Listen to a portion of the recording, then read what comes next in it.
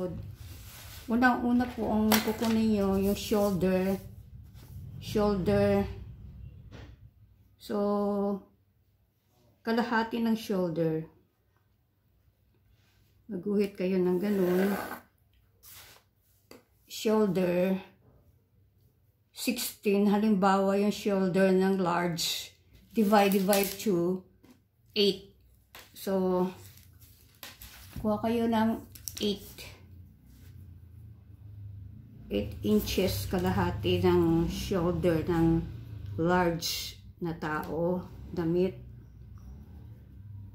Yan.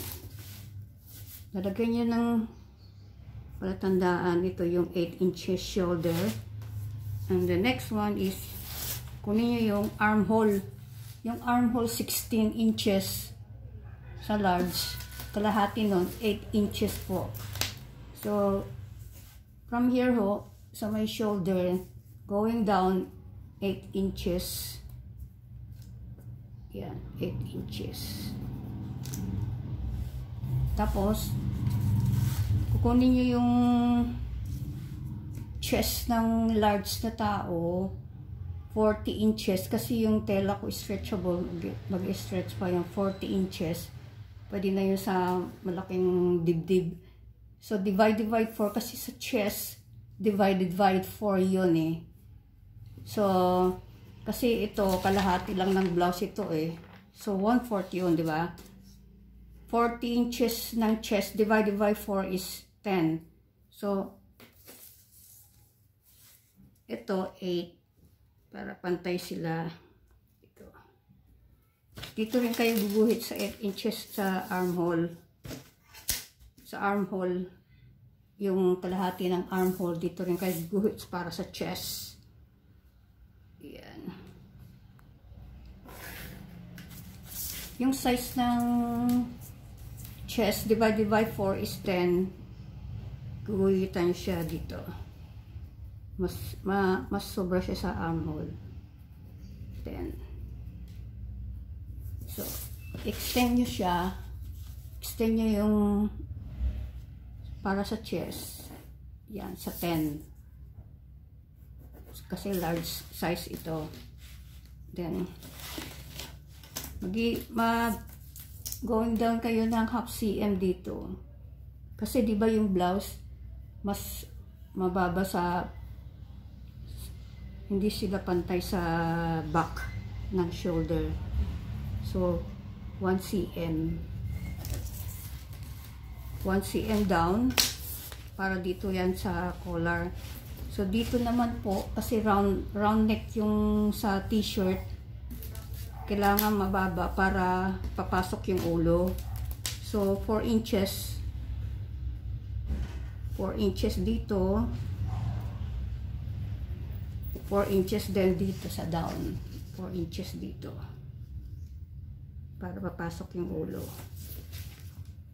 Yan. Dito pwede kayong gumawa ng iba-ibang design sa round. Kung anong gusto nyong klaseng round. Diba? Tuturo ko po.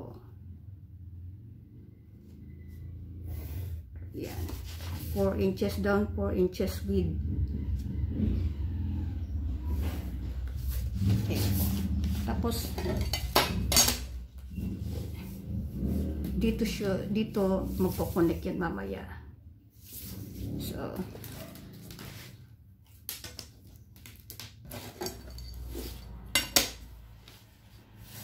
sa back naman po, back ng blouse, 1 cm down. Diba? 1 cm lang siya.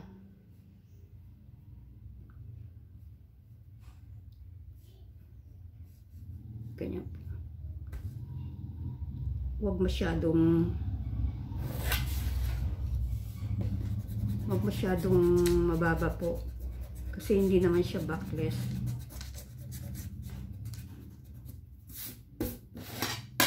Dito. Ayan. Diba? Yung round neck naman ganyan. Pwede naman ganunin nyo ho. Ganyan. Kanya-kanyang design ho yan eh. Kung gusto niyo mas mababa, mababa ang sa dibdib. Ito, gusto ko ganito lang. Medyo ano, para hindi labas yung dibdib. Yan.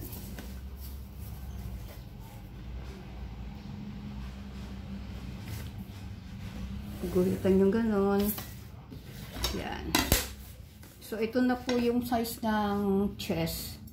Guguhit kayo ng armhole. Yan.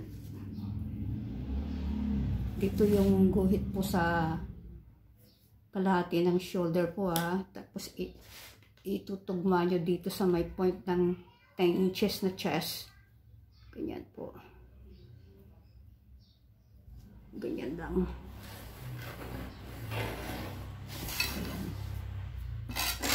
Tapos, ito po, para yan sa likod ng armhole.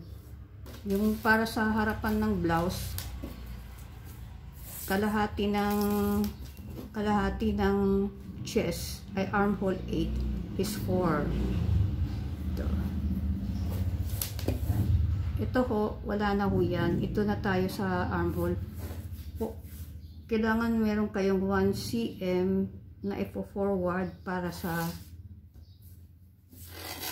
harapan ng armhole. Kili-kili. So, ang pagguhit po niyan, pareho lang po dito sa guhit ng armhole na para sa likod. Yun. Iaangat nyo lang ganun. Puntahan nyo po yung dito, yung 1 cm na pinorward na pag ganun.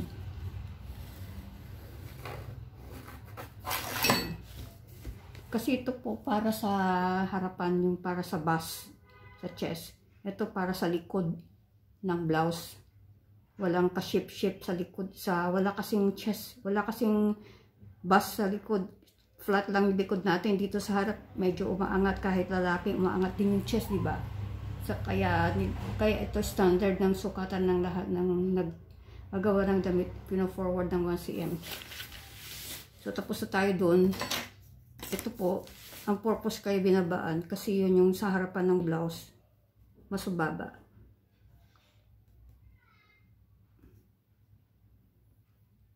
I-align yung ganun. Yan. Ito bali wala na yan. Ayan yung ano natin pattern lang. Ayun, nakita niyo po yun. Ganon. Ito yung sa front blouse, ito sa back. Mamaya paggupit, iingatan natin. So ito binura ko tayo, wala yan Ito wala na rin pattern, basic pattern lang yan. So dito po sa hips at saka sa waist line, diretso lang. So ito 10 inches times 4, 40 inches. Pati yung hips na at waistline kasi t-shirt siya Di po ba? Yan. So, diretso lang. Meron akong old video, una-una ako nagturo, yung may shape siya, pang babae. Ang pangalan ng video po, pattern making. Sundan nyo na lang po yung gusto nyo may shape para sa lady. So, ito diretso lang ho. Kasi t-shirt.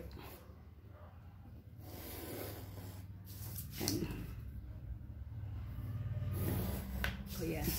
Kung anong gusto nyo pong haba, ito ang haba niya. Yan. 22, almost 23. Okay. So, isasarado ko siya sa 22. Kasi allowance ako ng half or 1 inches. Yan, ganyan. 22. Nakikita ba sa video?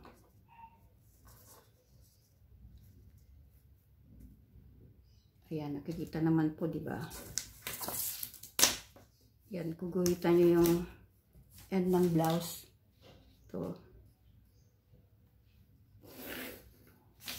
Ako po, ang ginagawa ko, nag-allowance ako sa sa tela, hindi dito sa pattern.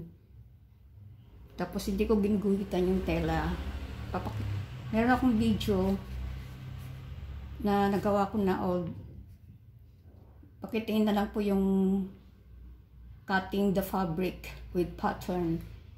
Maganda po yung kasi walang guhit sa tela, diretso cutting. At the same time, I'm pointing the inches, half cm lang ako, ganon. Panoorin niyo po yun, yung cutting the fabric with pattern, maganda po yun. So dito po, bago nyo ito na po, tapos na po ito, kaya ko ginawa ito kasi baka yung mga na-share ko sa FB, hindi na kita yung unang pattern ko. Tsaka ito po, may diferensya doon sa unang pattern ko. Dito walang shake. Kasi pang t-shirt lang po ito. So, bago nyo ito kakat, kokopya kayo para sa back. Ito po. Niready ko na yung pattern paper para bago nyo ikat yung para sa harapan, kailangan meron kayong kopya sa back. Yan. Nandito po ang paggupit sa front at back pattern. Yan. I-end ko muna yung video kasi hindi pwede, dapat less than 10 minutes lang.